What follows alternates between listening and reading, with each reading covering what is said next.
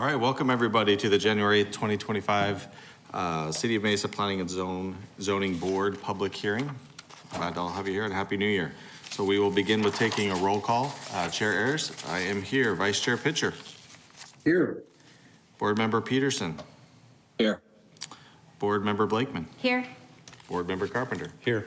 Board Member Farnsworth. Here. And we'll excuse Board Member Montez this week. So as part of the agenda for today, we do have a consent agenda. This will be read into the record and acted on in one motion. These items will not be discussed individually. And Board Member Farnsworth has offered to read the consent agenda for us today. All right. Item 2A, PZ 25006, minutes from the December 11th, 2024 Planning and Zoning Board meeting. Item 3A, PZ 25001, case ZON 24-00784, SA Recycling, 1 acre, located approximately 215 feet north of the northwest corner of West Southern Avenue and South Center Street. Site plan review and special use permit for a large collection facility. SA Recycling, LLC, owner Alex Hayes, Whitney Morris Spa, PLC applicant, District 4. Item 4A, case PZ. Chair, Board, pardon. Go ahead. Just for the record, item 3A is for action by the board, so you'll be taking a final action vote. Okay. And staff recommendation is approval of conditions. Thank you. So would you like me to reread it separately or? No. Thank you. Okay, appreciate that. Thank you for the correction. So item 4A, PZ 25002, ZON. Pardon, one more time. Go ahead, please, correct me. I'm still in my rookie year. For the 4 items, if you could read the header that says discuss and recommend. Yep, happily. That way it's clear in the record that this is just a recommendation to go to council. So I'll back up to 3, just to make sure that we're all cool, and then Okay. I'll take care of 4. Is that okay? All right. Awesome. I'm with you. This I'm is the learning. start of the meeting. All right. So items 3, take action on the following zoning cases. 3A, PZ 25001, ZON 24-00784, SA Recycling, 1 acre, located approximately 215 feet north of the northwest corner of West Southern Avenue and South Center Street. Site plan review and special use permit for a large collection facility. SA Recycling LLC, owner Alex Hayes, Whitney Morris Spa, PLC, applicant District 4. Items 4, discuss and make recommendations to the City Council on the following Chair, zoning. Board, sorry. What? As part of this, if you could read the staff recommendation as well. Fair. I told you I need the marked up version. All right. So you said don't read that part. Read that part. You don't have to read this part. You just, and then you. Do you want to take it? Nope. No. Okay. Got it. You only learn this way. We will not be setting the record today as a public notice. Fair. This is actually, I think, karma, right? What we call this is karma. All right. Item 3, take action on the following zoning cases. 3A, PZ 25001, ZON 24-00784, SA Recycling. 1 acre, located approximately 215 feet north of the northwest corner of West Southern Avenue and South Center Street. Site plan review and special use permit for a large collection facility, District 4. Staff recommendation, approval with conditions. Crushed it. Items 4, here we go. Let's see if we can keep going. Discuss and make recommendation to the City Council on the following zoning cases. 4A, PZ 25002, ZON 0-00818, Palm Gateway, 36 acres, located approximately 3,300 feet east of the northeast corner of South Sossaman Road and East Pecos Road, rezoned from employment opportunity to general industrial, LPC Mesa Gateway. Board Member Farnsworth, Go ahead, could you please. repeat the case number for this item, please? You bet. ZON 24-00818. Okay. So district, do you want to reread the whole statement? Okay. District 6, staff recommendation, approval with conditions. Okay. We're removing items 4B and 4C from the consent agenda.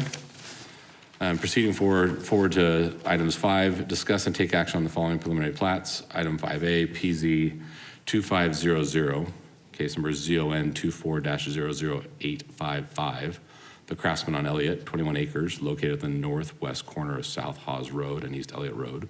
Preliminary plat. District 6, staff recommendations, approval with conditions. And as we understand it, we're also removing 5B from the consent agenda as well. All right. Thank you. 4th time was a charm. Yeah, there we go. So I request a motion to approve the consent agenda as read. Is there a first? Motion to approve? Is there a second? Second. All right, all in favor? And I need a verbal vote from Vice Chair Pitcher. Yes. And Board Member Peterson. Yes. And with that, unanimously, the motion passes for the consent agenda. Appreciate that. Thank you, Chase. So now we will move into our cases. The first up is item 4B, PZ 25003, which is ZON 24-00469 Record Gardens. We'll turn that over to staff. I don't know if we necessarily need to have the presentation necessarily. If we can just get up and talk, I think we'd be okay, unless Yeah. anybody else wants to have the presentation. No. Yep, Chair Board, that's fine if we just want to go to discussion. Yeah, I think we go right into the discussion. So as part of the study session, we did discuss this as well. There were some concerns with the parking. And so I'd invite the applicant I think you guys right here, right? Okay. And we could kind of talk through some of those concerns that we have about the parking. We'd appreciate that.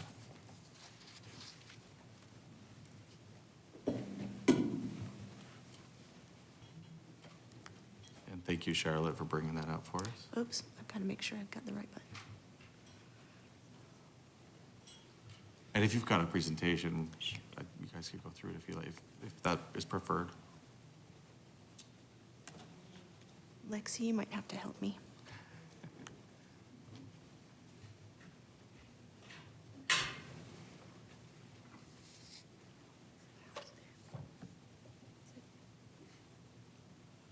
Okay. There we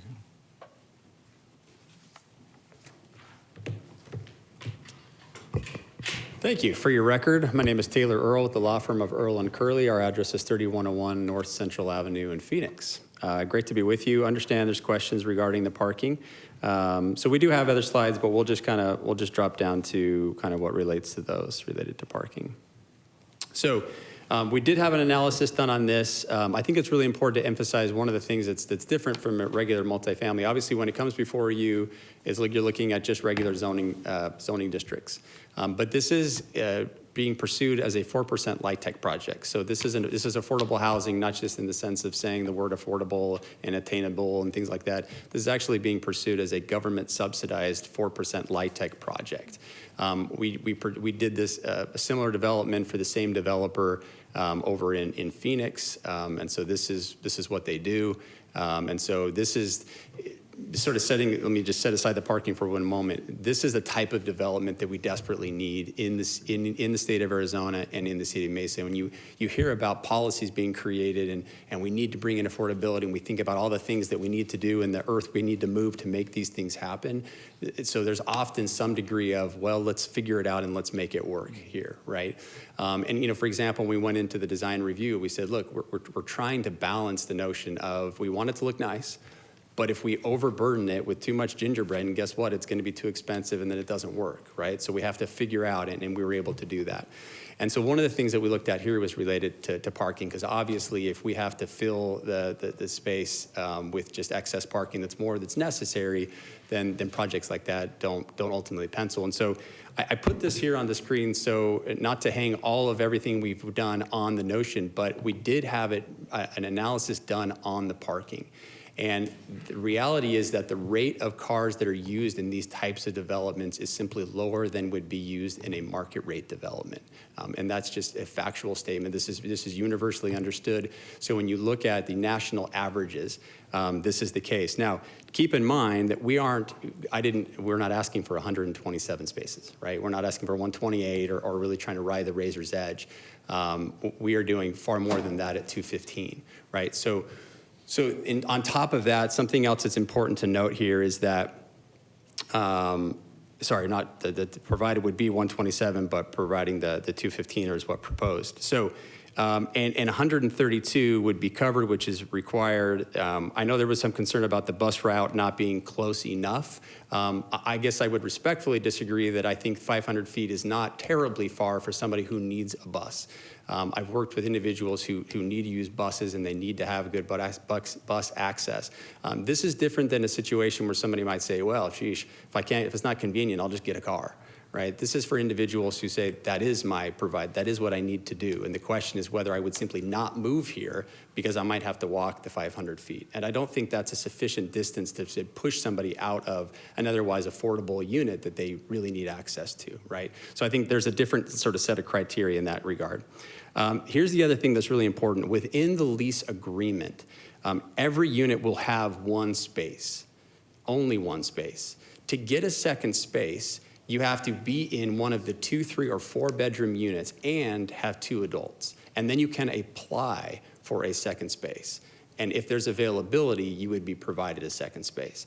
So it's very different than the scenario where everybody's going to have 2 drivers or 3 drivers, and they're all going to come in, and it's going to be this sort of nightmare scenario. There's going to be a very tight control on the parking, right? And because we know that there's such a need for this type of housing, right?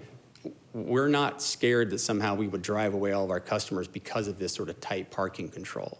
In fact, if that doesn't work for you, if you're coming in and that simply doesn't work, then it's an opportunity that you wouldn't want, right? But we think there's plenty of people who need the opportunity, so we don't think this type of tight control is going to be a major problem. The other thing I'll sort of mention too is related to what the sort of area looks like. So if you look at where we're situated, sometimes when we get a concern about excess parking and we're almost externalizing our parking concern, we're worried about, oh my goodness, we're going to just inundate a single family neighborhood. Everyone's going to be parking on the street. And so as somebody who comes in and goes, well, I don't think I can fit in the lot, but no big deal, I can just park, a few feet down the street. That's just simply not the case here. There isn't a good parking alternative close by, or one that would at least, I should say there is one, but it's in the commercial lot. But it's not in something that would be in some single-family neighborhood where we would be, dumping a bunch of cars, right? And so I think that context matters a lot. And again, if this doesn't work for you as a renter for some reason that fills up and we don't have available parking, that simply wouldn't be a place you would go. The second line of defense is, well, it's not going to be pouring into a neighborhood or other sort of sensitive uses. You have next to us the U-Haul parking lot, which has a monster sea of parking that's not being utilized. But again, I'm not coming to you saying, don't worry, we got it next door, because that could redevelop. We don't know what's happening there. We've done our homework on the front end, which is to say, we're doing it with a LIHTC project. We are well over-parked from what the ITE codes would require. We have a lease provision that's been put in place, and we aren't in an area that has a high sensitivity of anything that's next to us. And so in the grand scheme of the policy and when we try to bring in LIHTC and when we so desperately need it, I think that this type of accommodation that's been well-researched and well-documented, in my mind, is a very fair ask to bring something like this to bear, particularly with all the other stuff we haven't talked about, which is the good design and the amenities and things like that, which I think makes for a really nice project. Okay. Any questions at all from the board? I think the only question I have is, I definitely respect the comments that you're making, and I agree this is a need, and that I think, like Chair said downstairs, we applaud the development coming forward. The question I have is when you talk about the ITE codes and that kind of baseline, what is the locale? Because again, like this area is, I would say, not in the urban downtown of Mesa where the light rail is today. And I understand there's future light rail planned, but it's still quite a ways, frankly, to the east. And so the alleviation thereof, I won't say I don't think it's going to happen, but it's probably a ways from happening. Maybe is a safer way to say that. So can you just help us understand that a little bit more? Because again, I applaud the development, and I would maybe ask if there's any clarification there. Sure. And what may be beneficial, if I can just read from the parking study, because I think that'll answer your question. So it says, quote, the ITE Parking Generation Manual 6th edition provides parking rates based on national data collection and is similar to Trip Generation Manual. ITE recommends an average rate of 0.99 parking spaces per dwelling unit for, quote, affordable housing income limits, Land Use Code 223. So what it isn't saying is the code is an average of those low-income housing that are next to mass transit or that are next to a light rail. That produces a 0.99 ratio. What it's saying is all affordable housing nationally is going to come under this ratio. And so if you say, well, okay, it's a little bit off, it's a little different, I think that adjustment you can make for, well, they aren't writing the line on what they could be asking for. We're actually in excess of what the ITE sort of baseline is, and we're somewhere in between. And the way the math sort of works out is that about half of the units would be able to have a second space. Is the way that if you look at by the time everybody gets their own, and then you add on top of that the sort of visitor sort of spaces, and then about half of the amount of units we would have, about 69 spaces left of our units would be able to have a second space. So again, I think based on the fact that in these types of housing where you don't have as much car dependence, regardless of whether you have a close light, because look, it's possible light rail could come in, but it may never happen. Right. So we're definitely not building our case or our justification on the presence of a light rail that may or may not ever happen. Well, and to your point, if you add the 66 to 69 or so, second vehicle accommodations, then you're only left with about 14, 15, I'll say guest spaces, right? And it's probably reasonable to anticipate that there will be more guests showing up in a given day. And so I think that's where some of the concern also has come from the board of, we understand that U-Haul parking lot to I think that's the east, right?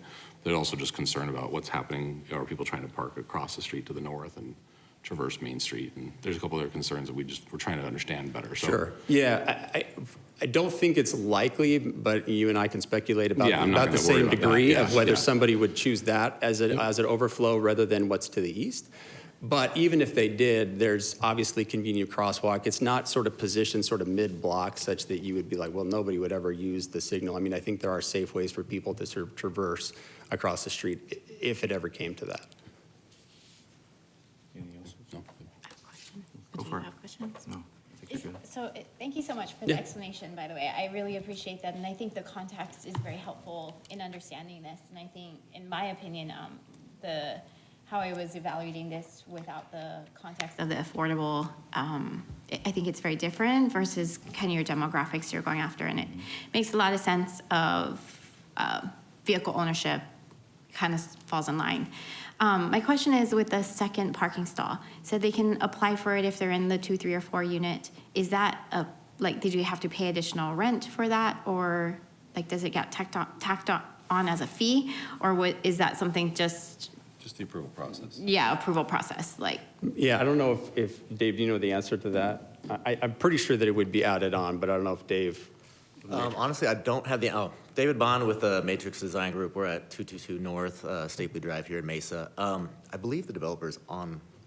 Yeah, we have developers on if they want to ask that one question. We don't get into some of the structures, but I think the answer is yes, but we can have them confirm. Sure.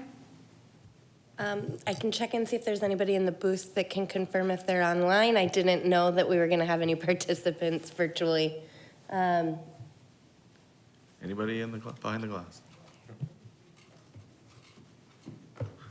Hold on, we're going to get somebody in there to Sure, to and I can check just for us. elaborate on why I asked that question. I think I'm seeing the purpose of this project, and it really all kind of aligns with the story. I think the question becomes if the second parking stall is added on to their cost, and of course, right, we're talking about folks who are limited in funds and want to, make sure we stretch their dollar to the best use.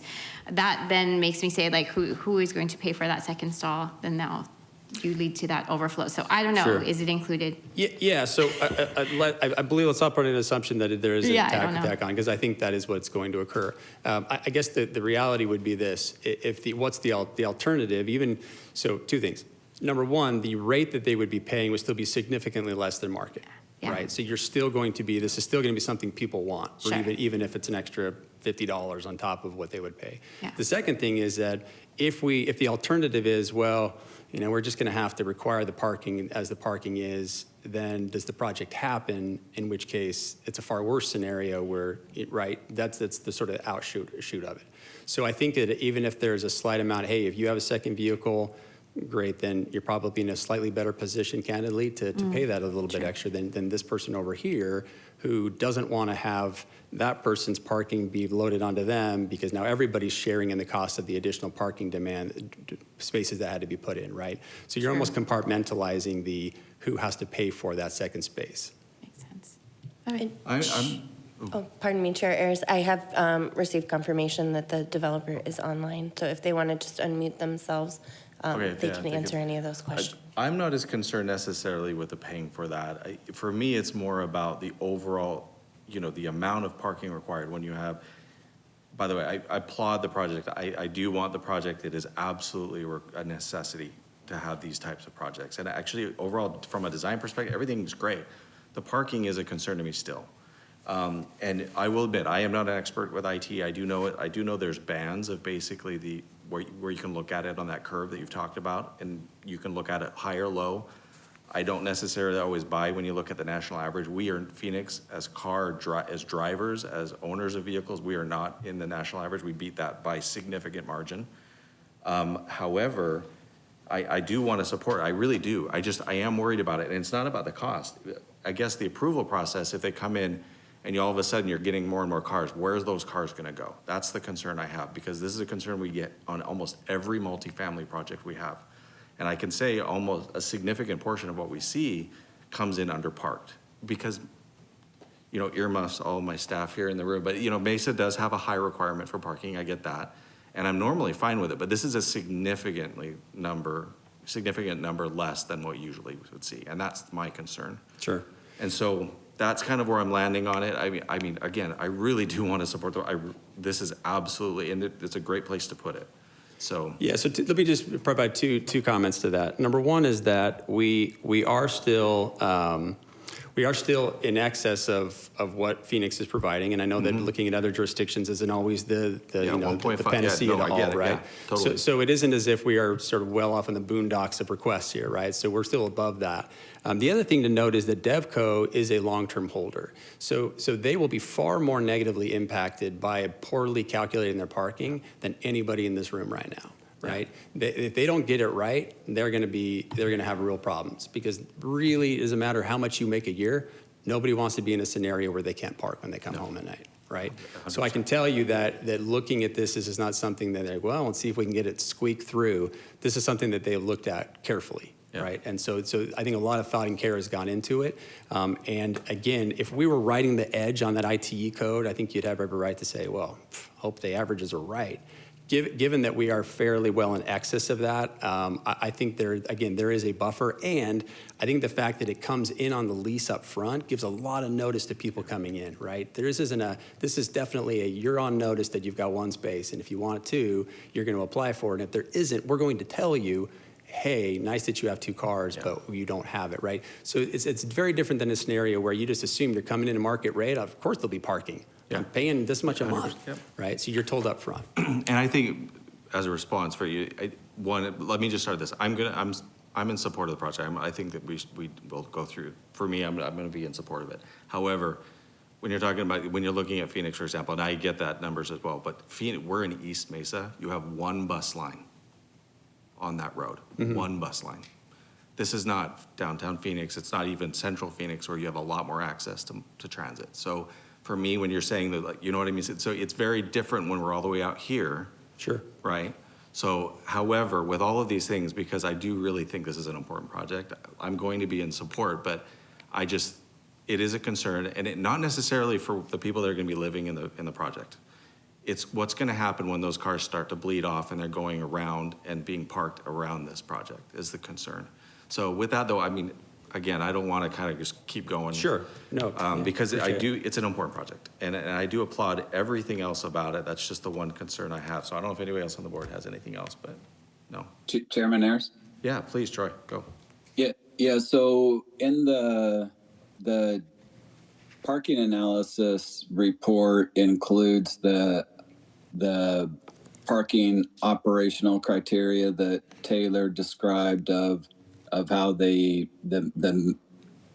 complex management's going to limit the one per unit, and then the process to have the other two. So question for staff is inclusion in that parking analysis enforcement that will be done, or does that need to be added as a condition to the approval that parking operational plan as described in the parking analysis will be implemented by the owner or the management company? Chair, board members, so the city does not get into the specifics of how a development allocates its parking. It just addresses the requirement and the minimums be met or that a deviation be sought for them. So sticking to the parking study and the method of how they're going to allocate those doesn't seem necessarily appropriate in this instance, so. It's hard to do that. And, I mean, unless we want to stipulate the addition of a parking, some kind of entity that could go out and do this for the city of Mesa, right? No, it's hard to do that. I understand that, right? Okay, I get it. Thanks. Yeah, unfortunately. All right, anything else? Jamie, you good? Okay, So, Chair, I have a question. shoot. I know that, we've talked a lot about the surrounding property owners. So you've got the neighborhood center across the street, you've got U-Haul to the east. So, my concern is how that's going to be, the determination on if they get a second space, how that's going to be determined. Is it determined based on what's, available on the site? My suggestion would be, cross parking agreements or parking agreements with those neighborhood centers or U-Haul so that that's allowed. But, that's how it would be done from a legal perspective. But, I too am in favor of these kind of developments, especially this one. I represent a number of low-income housing developers, and so I know how much these developments are needed. This is just the nut that's got to be cracked. Yeah. Okay, I think we're good. All right, I think we're good. Thanks, guys. With that, I'll close the public. We don't have anyone else that needs to speak to this one, I don't think, correct? No? Okay. I'll go ahead and close the public comment and any board discussion or anyone would like to move for a motion on this one. Any other things we want to talk? We kind of sort of did the discussion already. What do you guys think? Anything? I'll move. All right, go for it. You got to read it. I know. The whole- I know. But not that one part. That's right. Got it. Oh, All right. actually, sorry. You should remember we need to do, oh, never mind. That's the other one. Sorry. My bad. Can't psych out the new guy. All right. Motion to approve item 4B, case ZON 24-00469, Record Gardens, 4.5 acres located approximately 630 feet east of southeast corner of South Record Road and East Main Street. Rezone from multiple residences, multiple residence 3 with a U designation and a planned area development overlay to multiple residence 4 with planned area development overlay and site plan review for multiple residence development, District 2. Staff recommendation, approval with conditions. All right. Is there a second on that? Second. Second. All right, all in favor? And verbally, Vice Chair Pitcher. We didn't hear you. Oh, yes. Oh, thank you. Board Member Peterson? Yes. All right. That, all right. Unanimous approval of that one. Thank you, everybody, for that one. All right, we will move down to item 4C. Again, on this one, I don't think necessarily we need to do the whole presentation. Yeah, that's actually a great idea. Let's bring up the site plan. For the applicant on this one, the question did come up about, about the water pressure specifically on this one was a comment that was seen. So I know that one, but we also, actually, we do have a comment card on this one, don't we? We have a blue card on this one. So let's go ahead. Any of you guys want to see the presentation? No. All right, we'll go ahead and open up then the public and we'll go ahead and invite, let's see, Reese Anderson to come up to speak to this one. I'm okay with this, guys, so far? Right? You guys are good. And sir, if you could state your name and address. Yeah, first. Mr. Chairman, members of the board, I'm pleased to stand here today as a citizen and as I humbly state, the most affected neighbor by this project. I rarely give my home address from this podium, but today I'm pleased to do so. It's 1005 North Alba. Quickly, just to state this, I am just a neighbor of this project, and I do find it funny that probably there's a lot in this room or watching on TV that think it's poetic justice that the guy that's always proposing cases has now one next to his house. And for that very reason, I want to stand here today and just say I'm in support. I submitted to you a petition with a lot of my friends and neighbors from the neighborhood who are also in support. I'm not one to speak about water pressure, and I think that's the reason it's pulled off. So with that, let me sit down, just knowing that you have my full support of this project, along with a lot of my neighbors. Other than that, I look forward to my water pressure remaining the same or increasing. Thank you very much. Appreciate it, Mr. Anderson. All right, I do want to let everybody know here that we do have several comments that we've read through. The board we've received the petition, as also other comments we've read. But is there anyone else that wants to speak to this that's here that didn't get a chance to? Okay, so we're good. We'll go ahead and close the public comment, open this one up to, actually, we want to hear from staff about the water pressure. Is there someone from staff to speak to that? He was trying to get away with not having to get up. So Aaron is here. He is with Civil Group, and he can't speak for water resources specifically, but he can speak to processes after once permits start. All right, thank you. Board, yeah, I'm Aaron Ament. I'm the Senior Civil Engineer for Development Services. Very limited information I can give you at this point, really, other than to say that the water pressure concerns that might be out there for this will all be addressed during the permitting of the project when they get past the zoning board and come in for permits.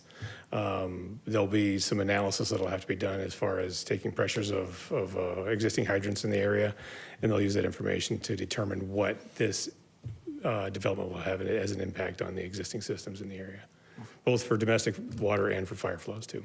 So unfortunately, that's really all the information I can give you at this time, but I see the design engineer is here in the room too, and he might be able to speak more to that if they've already run those pressure tests that they're going to be required. I think maybe, well, number one, thank you for the additional information. I think the only follow-up question I would ask is, are you able to clarify procedurally, should there be a differential and therefore a supplement required to either maintain or improve? Is that then become an encumbrance upon the developer and the development, or is that something that then the city takes on through its improvements process? Without speaking directly for water resources, I can give you the answer that we would give as far as development services. We'd say we wouldn't be able to make the problem worse. Hopefully that's not too simple for you, but yeah, no, it's not that would be an aim for us. We would actually make sure that the pressures either stay the same or were increased. You good? All right. Thank you so much for getting up and providing more information. Do we want to hear from the design engineer? We all think we're okay.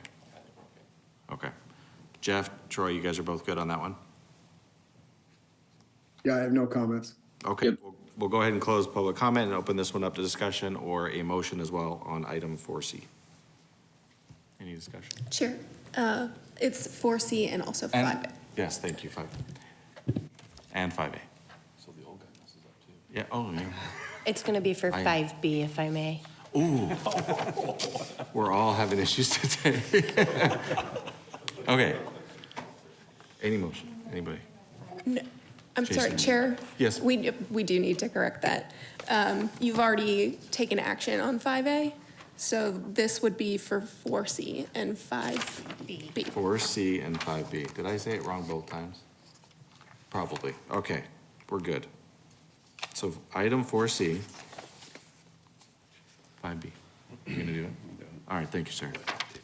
All right, I'll make a motion for item 4C, ZON 24-00891 in Cano by Blandford Homes, 11.25 acres, located approximately 1,550 feet east of the southeast corner of North Lindsay Road and East Cano Street, rezone from single residence 9 to single residence 7 with a planned area development overlay for a single residence subdivision. Staff recommendation approval with conditions, and also to take action on preliminary plat 5B, PZ 25005, in Cano by Blandford Homes preliminary plat, 11.25 acres located approximately 1,550 feet east of the southeast corner of North Lindsay Road and East Cano Street, preliminary plat. Staff recommendation approval with conditions. And what is your motion? Motion to approve. All right, is there a second to? Second. All right, all in favor? And verbal, Vice Chair Pitcher. Yes. Board Member Peterson. Yes. All right, with that, it is all yeses on that one, and so items 4C, 5B are recommendation and approval. With that, anything from staff? Chair, no other updates. Other updates? Okay. Anyone like to make a motion to adjourn? I'll make a motion to adjourn. I'll second that motion. All in favor? And Vice Chair Pitcher? Yes. Board Member Peterson? Yes. All right, we are adjourned. Thank you, everybody, for being here today.